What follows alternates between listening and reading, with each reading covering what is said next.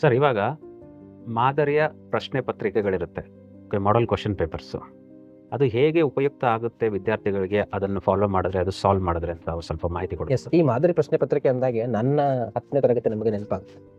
ಈಗ ನೀವು ಗಣಿತ ಪತ್ರಿಕೆಯನ್ನು ತಗೊಂಡ್ರೆ ಒಂದು ಪ್ರಶ್ನೆ ನಾವು ಇದ್ದಾಗಲೂ ಕೇಳ್ತಾರೆ, ಈಗಲೂ ಕೇಳ್ತಿದ್ದಾರೆ. ಅಂದರೆ ವರ್ಗ ಸಮೀಕರಣದ ಆದರ್ಶ ರೂಪ ಅಂತ ಒಂದು ಬರುತ್ತೆ. ಅಂದರೆ ಇದನ್ನು ಬಿಡಿಸೋದ್ರಿಂದ ಏನಾಗುತ್ತೆ ಮಕ್ಕಳಿಗೆ ಅಂತಂದರೆ, ಮಾದರಿ ಪ್ರಶ್ನೆ ಪತ್ರಿಕೆ ನಮ್ಮ ಪರೀಕ್ಷೆಯ ಒಂದು ಬಹಳ ಮುಖ್ಯವಾದ ಭಾಗ.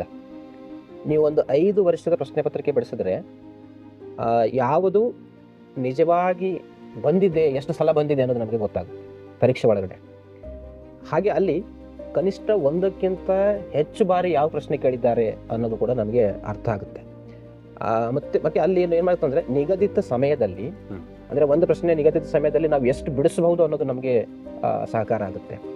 ಹಾಗೆ ಯಾವ ಕೌಶಲ್ಯಗಳನ್ನು ಆಧಾರವಾಗಿ ಇಟ್ಕೊಂಡು ಪ್ರಶ್ನೆಯನ್ನು ಕೇಳಿದ್ದಾರೆ, ಆ ಪ್ರಶ್ನೆಗೆ ನಾನು ಎಷ್ಟು ಅರ್ಥವತ್ತಾದ ಪ್ರಶ್ನೆಗೆ ಉತ್ತರನ ಬರೀಬೇಕು ಅನ್ನೋದು ಈ ಮಾದರಿ ಪ್ರಶ್ನೆ ಪತ್ರಿಕೆಯಿಂದ ಗೊತ್ತಾಗುತ್ತೆ. ಬಹಳ ಇಂಟ್ರೆಸ್ಟಿಂಗ್ ಆಗಿ ಈಗ ಮಾದರಿ ಪ್ರಶ್ನೆ ಪತ್ರಿಕೆಗಳಲ್ಲಿ ನಾವು ನೋಡೋದಾದ್ರೆ, ಅಂದರೆ ಒಂದು 5 ವರ್ಷದಲ್ಲಿ ಯಾವ ಅಧ್ಯಾಯದಿಂದ ಅತಿ ಹೆಚ್ಚು ಪ್ರಶ್ನೆ ಕೇಳಿದ್ದಾರೆ, ಮತ್ತೆ ನಮಗೆ 6 ಅನ್ನೋ 2 ಕ್ವಶನ್ಸ್ ಬರ್ತಾವೆ, ಇದನ್ನು ಬರೀರಿ ಅಥವಾ ಇದನ್ನು ಬರೀರಿ ಅಂತ. ಅಲ್ಲಿ ಕೂಡ ಮಲ್ಟಿಪಲ್ ಡಬಲ್ ಎಸ್ ಎಲ್ಲ ಆಗಿದೆ ಅನ್ನೋದು ಗೊತ್ತಾಗುತ್ತೆ.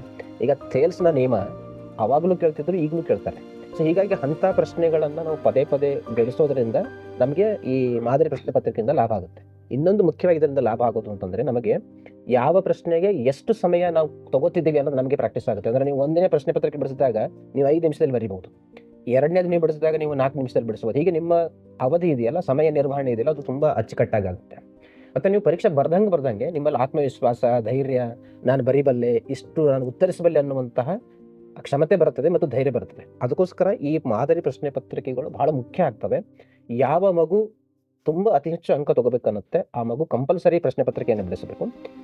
ಕೆಲವು ಮಕ್ಕಳಿಗೆ ಭಯ ಇರುತ್ತೆ, ಅದು ನಾನು ಇಲ್ಲಿ ಫೇಲ್ ಆಗಿಬಿಡ್ತೇನೋ ಅಂತ. ಅಂಥ ಮಕ್ಕಳು ಕೂಡ ಈ ಪ್ರಶ್ನೆ ಪತ್ರಿಕೆಯನ್ನು ಬಿಡಿಸೋದ್ರಿಂದ ಕಾನ್ಫಿಡೆನ್ಸ್ ಬರಲಿಕ್ಕೆ ಸಾಧ್ಯ ಆಗುತ್ತೆ. ಹೀಗಾಗಿ ಈ ಮಾದರಿ ಪ್ರಶ್ನೆ ಪತ್ರಿಕೆಗಳು ಬಹಳ ಮುಖ್ಯ ಆಗುತ್ತೆ ನಮ್ಮ ಈ ಪರೀಕ್ಷೆಗೆ ಸಂಬಂಧಪಟ್ಟಂತೆ.